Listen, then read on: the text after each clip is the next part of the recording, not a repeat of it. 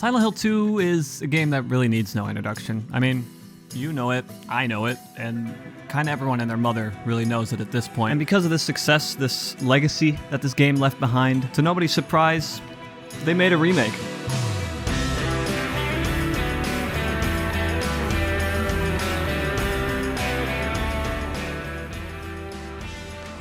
Now, the developers of this game, Bloober Team, they really made sure to fill this game with as many little secrets and tidbits that you can find that you can just dive into for hours.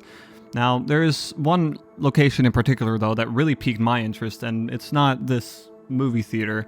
So let's just go to the actual location that I want to talk about. You coming, Eddie? Now you want me to come with you? We leave the theater and see Maria trying to chase after a little girl named Laura. Did you see a little girl? Yeah, I tried to stop her, but she went that way. We can still catch her.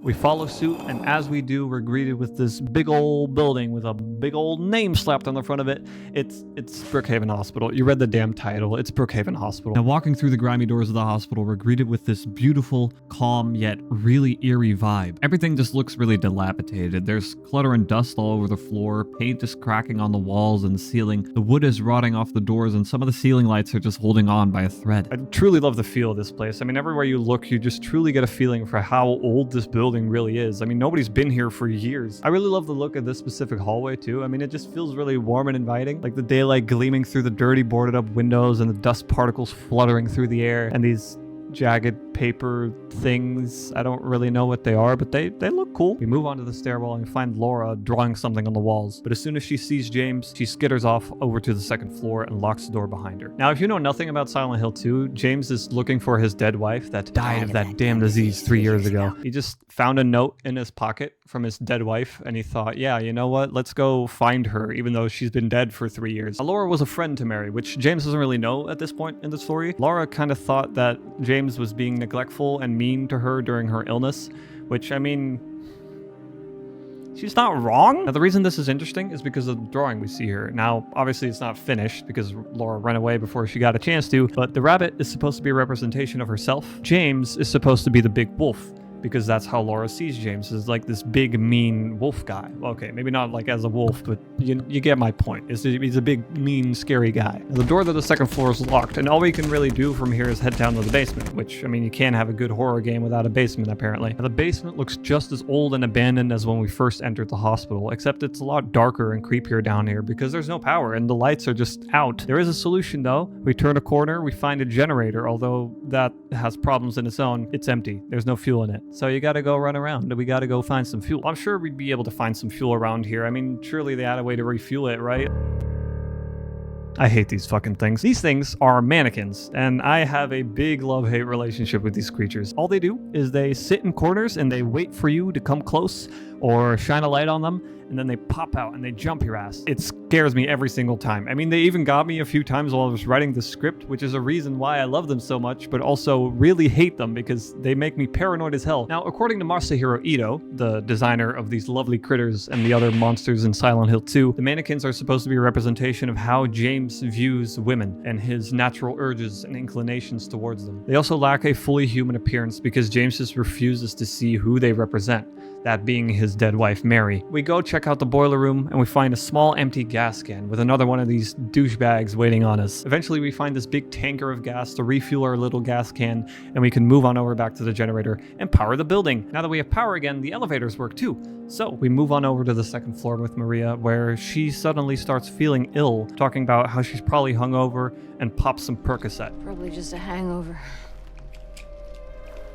Talking about comfy as she's laying down in this weird fucking piss-stained mattress. So comfy. I don't know how that's comfy, but you know, you do you, boo. Like, even James has this concerned look on his face as she says it. It's really funny. Now, this is a very interesting cutscene to me, because why is Maria suddenly getting a headache when she's just supposed to be a manifestation of James's inner psyche? Obviously, the game developers probably needed a reason to ditch her because you don't want to run around the hospital with just an NPC around your ass the whole time while you're fighting for your life. But it's still Silent Hill. Everything kind of happens for a reason. Now, I personally think they made Maria feel sick to force James into viewing that sick version version of Mary again, which I feel is only confirmed by James's intense concern for Maria. I mean, at this point, James is not ready to face the truth, but Silent Hill is constantly pushing him towards that truth. We leave Maria to rest on the piss mattress, and we finally get to explore more of the hospital. Now, Brookhaven isn't just any hospital, it's actually an insane asylum, or if you want to be fancy about it, a mental institution. Looking around the hospital, it's quite clear that these patients were not treated too well. I mean, just look at these rooms. These are comparable to jail cells, if you ask me. Every bed has like this thin mattress on a metal frame, and even though Maria says it's comfy, I can't imagine it would be. All the windows are barred up. Some of the rooms don't even have a light source. The only light they could possibly get is through the thin slivers of the door. A room like this, though, would be pretty good for someone like Charles McGill. We enter through a set of doors, and suddenly our radio starts playing static again. You ready your weapon and see an eerily human-looking figure stumbling in the darkness. Now, these things are bubblehead nurses. They have these like thin vinyl masks over their face that's just filled with blood, which gives them this swollen look, hence the name Bubblehead Nurse. The bottom part of their mask is shaped like an infant's face, which portrays Mary and James's desire to have a kid. Now, these nurses are constantly suffering. You often see them shaking their heads vigorously in the dark just to try and get the blood out of their masks. Now, these babies are quite strong in melee combat because they will dodge and counterattack until you're no longer breathing. They're tanky as shit too, like it takes quite a few hits or bullets to take them down. And it doesn't help with the fact that they're constantly moving around, which just makes it that much harder to hit a headshot. From the nurse's corpse, we move on over to the director's office. As soon as you walk in, you immediately see a dried hand clasping a key. It seems like we need 3 bracelets for it to let it go. There's a room off to the side with some long red curtains. Opening those curtains reveals a safe. Now, the safe has a lot of buttons with some very specific symbols on it, although one of the buttons does seem to be missing. On a small table in the office, we find a recording left by the director. Beyond hope. That's what they keep telling me. My 3 patients. My 3 hopeless cases. But I do not believe it to be a matter of hope. It is a matter of diligence, discipline, trial and error, of being as bold as one can be, to go as far as one needs to. I will find what it is that truly ails them, and I will cure them. For the keen ears among us, this is actually the voice of Luke Roberts, the same person who voices James Sunderland in the Silent Hill 2 remake. Now, the reason this is interesting is because the fact that there's a theory online that James Sunderland and the director are actually the same person. That's a whole other can of worms that I don't really want to get into in this video, but I just figured I should mention it anyway, because it is quite a neat little detail. Oh man, this chair is actually really comfy, holy shit. We actually find some of the evaluation cards of these 3 patients next to the main desk. That's patient 50, 90, and 130, and it explains a lot more about their diagnosis, their symptoms, and what rooms they were staying in. These patients are one of the biggest reasons as to why Brookhaven Hospital is so interesting to me. We'll get into why these patients are so important later, but for now, we can just peer into their files and see where we can go next. From reading patient 130's file, we can see that she suffered intense anxiety, which eventually intensified into full-blown paranoia, and she also suffered from visual hallucinations. These symptoms appeared to be so intense that she actually got moved to another room for closer monitoring, which is room L1. Opening the door to room L1, we find this large room that's just lined from top to bottom with white bed sheets, and across the room there's just random furniture strewn about, and there's even something shuffling in the back of the room. Entering a small office in the corner of the room, we actually find a very sympathetic note written by one of the caretakers of patient 130. They brought in the girl today. Poor thing hasn't said a word. She just sits there, head in her hands, sobbing and quivering. I moved her to the corner bed. Seems to have calmed her down a bit. She even smiled at me, I think. We can actually find this corner bed that she mentions in her note. It's been turned into this like pillow bedsheet fort. And sadly, there's really not much else to look at here besides that. Moving along, we actually find the source of the shuffling that we heard earlier. It's another one of those There's another mannequin sliding down the wall. I mean, there's nowhere else to go from here, so the only logical thing to do is to climb into this wall hole and follow it down. James ends up crashing down because of the wood rotting underneath his feet. He seems to be trapped between the walls, but by some stroke of luck, there's actually a hole in the wall with a closet blocking it, which he tips over and he moves on over to the next room. We are now back on the first floor inside of the medical records, where we actually find a scratchy note, presumably from patient 130. Why won't they help me? Why do they keep me in here with him? Let me out. Let me out. There's also another one of these bedsheet forts down here, and when we look inside that bedsheet fort, we can find the first of the 3 bracelets that we needed for the dried hand in the director's office. It's been doodled on with an ink marker just filled with scratches and stickmen and spirals. Now, the next patient on our list is patient 90. From reading his file, we can discern that he suffered from sensory delusions and eventually also insomnia and just flat out refusing food and water. They put him on sleep medication, and eventually he also joined our under constant surveillance crew. Moving through the 3rd floor of the hospital, we eventually find a note about patient 90 in one of the rooms. This note just kind of gives us a few more details about what patient 90 was dealing with.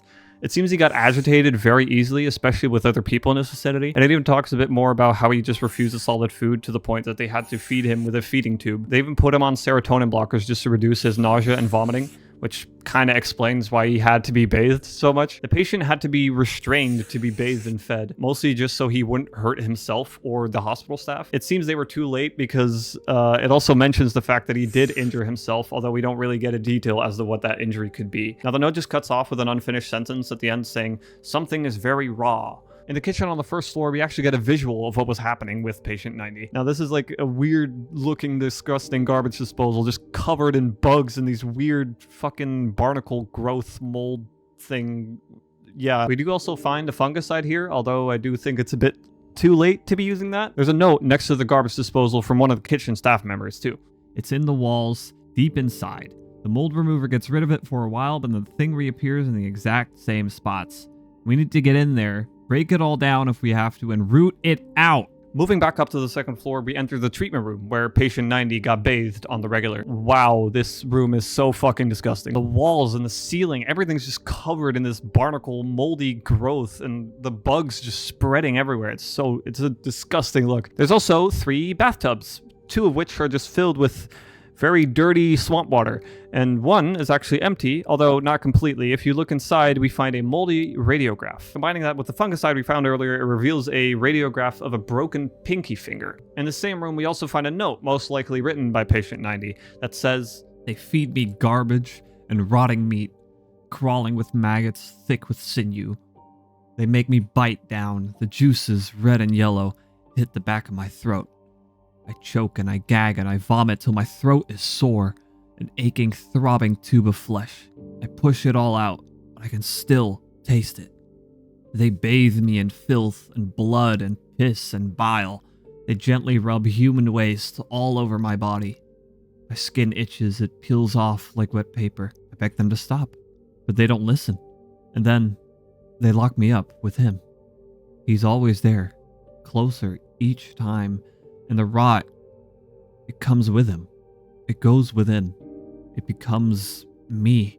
Now, these are probably the sensory delusions that this patient was suffering from, and why he refuses to bathe or eat food and drink water. This patient also mentions that him again, just like patient 130 did. You still with me? We're going back up to the 3rd floor, because on the 3rd floor, we can actually use the radiograph we found to solve a puzzle.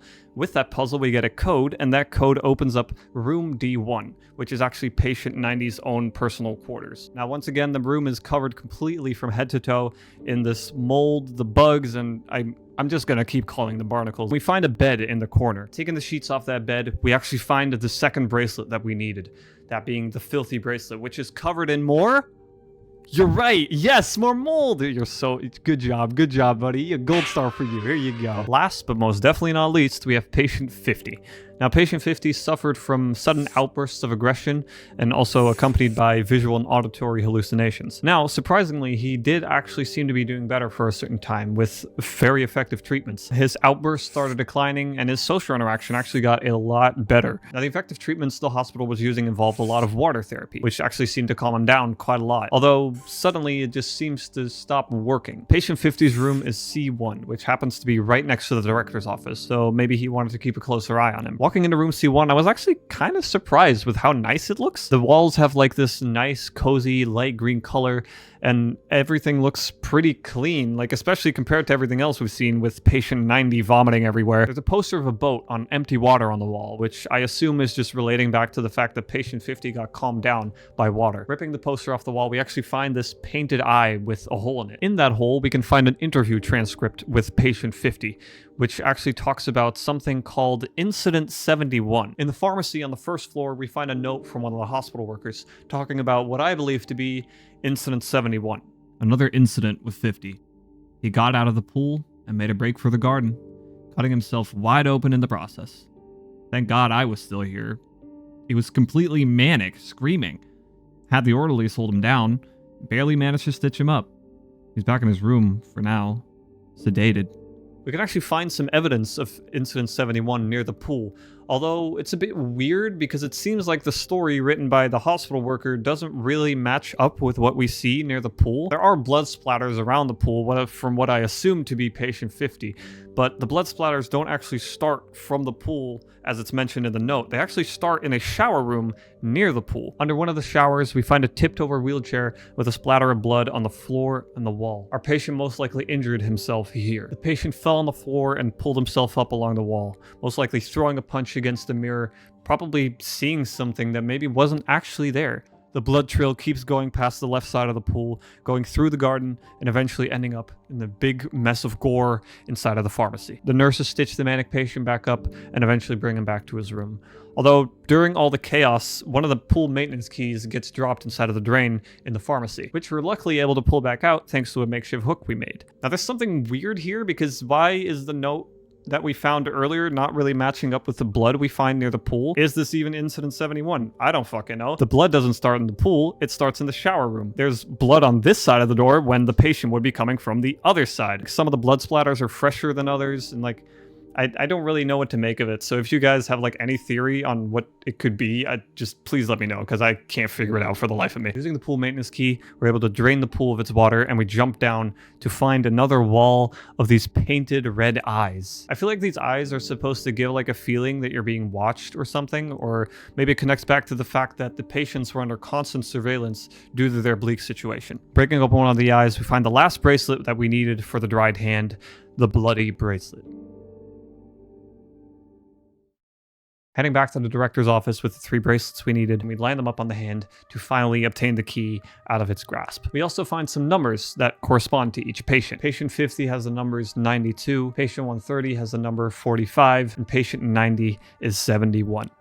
That took way too long to get right. With the newly found key, we open up the door in one of the side rooms and we find the missing button that was needed for the safe. On the other side of the room, we find this book puzzle, all with the same symbols that we also found on the safe. Solving the puzzle, we get a certain order of symbols that we actually needed for the safe puzzle in a moment. And it also reveals this depiction of a lion eating the sun. This lion is actually a popular depiction that's used in alchemy. It's this powerful symbol that resembles transformation, where the lion, who resembles the symbol vitriol, decides to eat the sun to turn it into gold. Now this actually represents the magnum opus, or the creation of the Philosopher's Stone, which is the ultimate goal of alchemy, which also represents this spiritual transformation and overcoming your destructive desires. Are you still with me? Because this is actually going to be a lot of information here. So I even have it on my phone because I genuinely could not remember the script for this part. So now these symbols are alchemical symbols. They each refer to 7 planetary metals with the exception of vitriol and the Philosopher's Stone. The other symbols are Saturn or lead, Jupiter or tin, Mars or iron, the sun or gold, Venus/copper, Mercury or quicksilver, and the last one being the moon or silver. Not all these symbols are important, only 6 of them are, because these numbers actually correspond with the numbers we saw on the bracelet and the order the symbols appear in on the spines of the books after we solve the book puzzle. You should sponsor me, Monster, by the way. Moving back to the safe with this newfound knowledge and the button we needed, we'll be able to use these symbols to finally open up the safe. Starting from the left, we have patient 50, the water treatment guy. So we got to use the numbers 92 that we saw on his bracelet, and we'll get the symbols the Philosopher's Stone and Saturn or lead. Next up, we have patient 130, who is the lady with like the bedsheet covered rooms.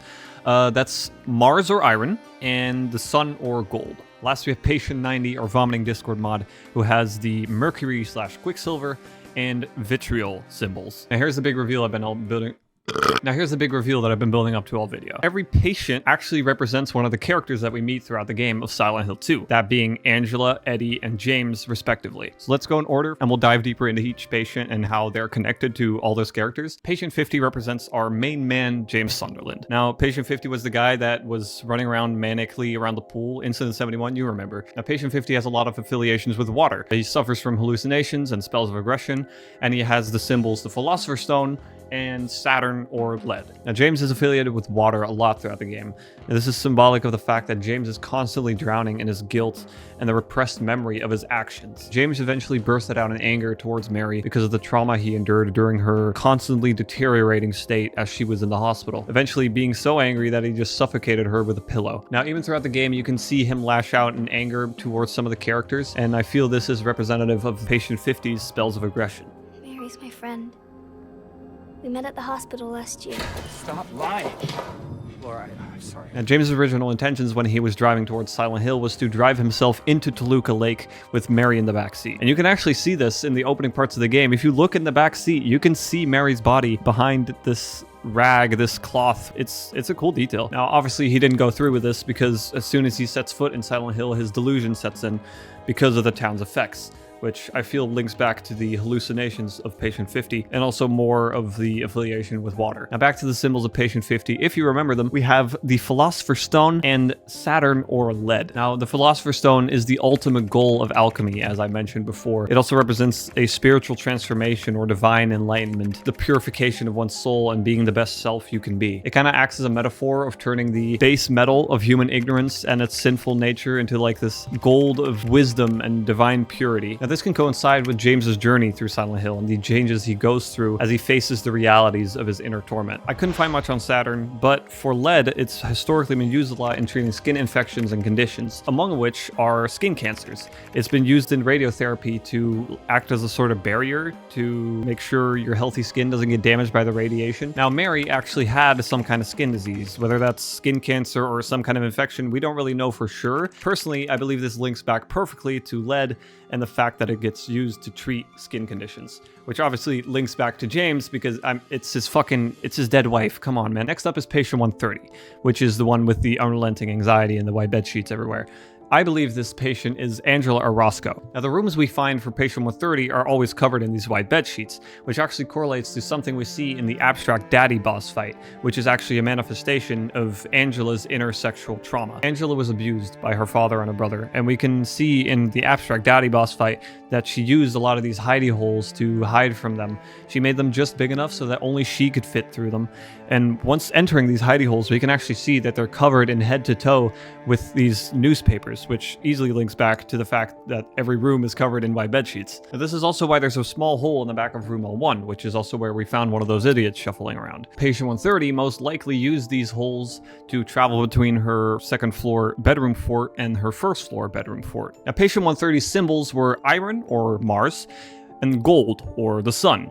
Now, iron is generally seen as a more masculine metal because of its depiction with honor and courage and human strength, which are generally seen as more masculine traits. Also, the fact that Mars is quite literally the symbol for males, it's a bit on the nose, but if the shoe fits, Mars is also the Roman god of war, often depicted as this powerful masculine deity. Now, gold is often associated with power or wealth, representing royalty or a higher status. I think the use of two male-oriented metals and the fact that her bracelet is just doodled with stickmen are supposed to represent Angela's father and her brother, both of which who sexually abused her and are the reason for her trauma and immense anxiety around people, especially men. Last up, we have Patient 90, representing our homie Eddie Dombrowski. Now, Patient 90 had an eating disorder, struggled with these major self-care problems, and also had a lot of sensory delusions. Now, Eddie's an extremely insecure and mentally disturbed person, and got bullied severely for his appearance. Now, this eventually formed into a body dysmorphia, and even an excessive eating disorder, which could link back to the eating disorder that Patient 90 struggled with. Now, Eddie's revealed to be a murderer later in the game, killing anyone that makes fun of him or anyone he considers a bully, even if they don't mean to make fun of him in the first place. Ain't no big deal.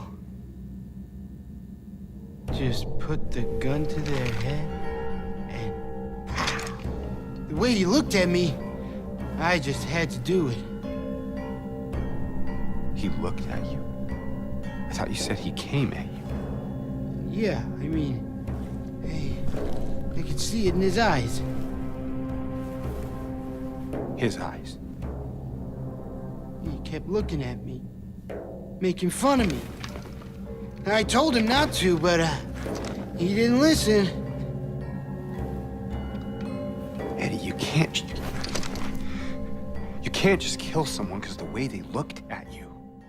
Now, this could coincide with the sensory delusions that patient 90 suffered from, making things seem worse in his mind than they actually ever are. Now, Eddie's introduced to us in the apartments where we can actually find him retching in one of the toilets, with a rotting and moldy body very close by, which closely relates to patient 90 and the mold and the dirty bathwater that he left in his wake. This mold could also be a representation of how Eddie views himself due to his body dysmorphia. Now, patient 90's symbols are that of vitriol and mercury. Now, on their own, these symbols don't really hold that much weight, but together they form something called biomagnification. Now, vitriol is basically just an old French name for something called sulfuric acid, which I'm sure you know what acid is and what it does. Now, mercury, also known as quicksilver, is a very toxic metal when it's exposed to the nervous or immune system, which can result in something called mercuric poisoning. Now, mercury poisoning can result from mercuric chloride, for which you need to distill vitriol, or acid, with mercury. Now, this results in a process called biomagnification, which is the ever-growing increase of concentration of a substance. In our case, I believe that substance is patient 90's ever-growing mold problem. I want to know what you guys think, though, because I think this is a really cool theory, but maybe you absolutely hate my theory on every patient and want to badmouth me in the comments,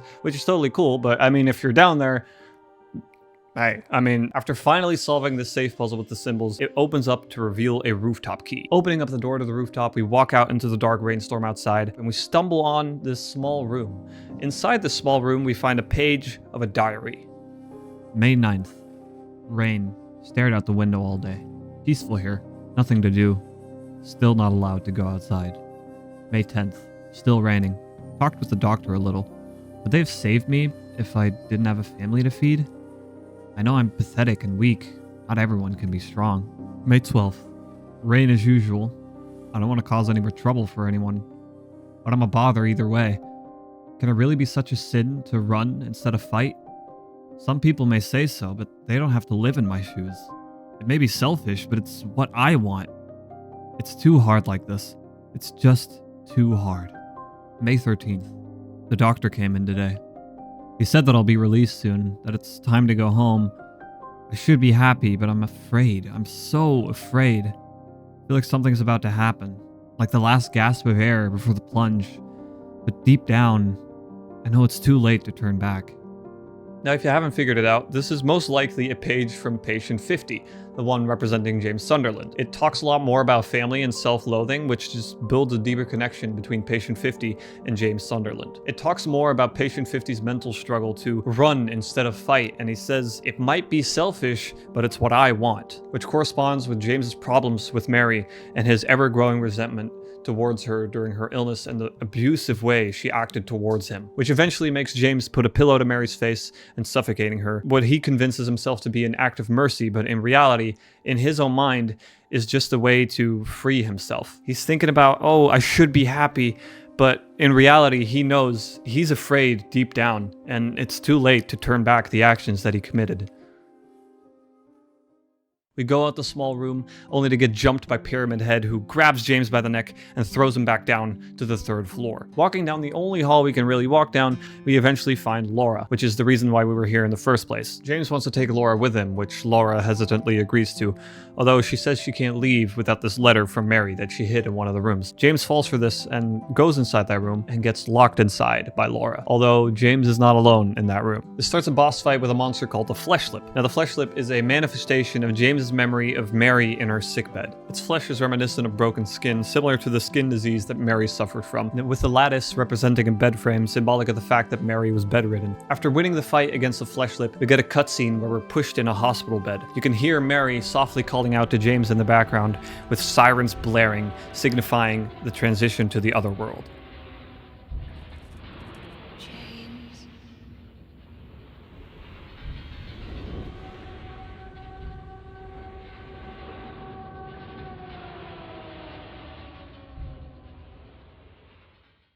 I could make an entire video about Brookhaven Hospital's Otherworld. It talks a lot more about the director's connection to James, so if you're interested in seeing that, make sure to let me know, because I'll probably make a part 2 when I get around to doing that, so someday. Now do let me know if there's also anything else that I might have missed, or if there's anything else you want to see a video on, whether that be Silent Hill 2 or some other indie game, horror game, whatever the fuck you can think of. Thank you for watching through all my rambling though. Make sure to like, comment, subscribe. Either way, I'm gonna go take a pee because I've had to go piss for the last hour and I've been keeping on filming despite that, so bye-bye.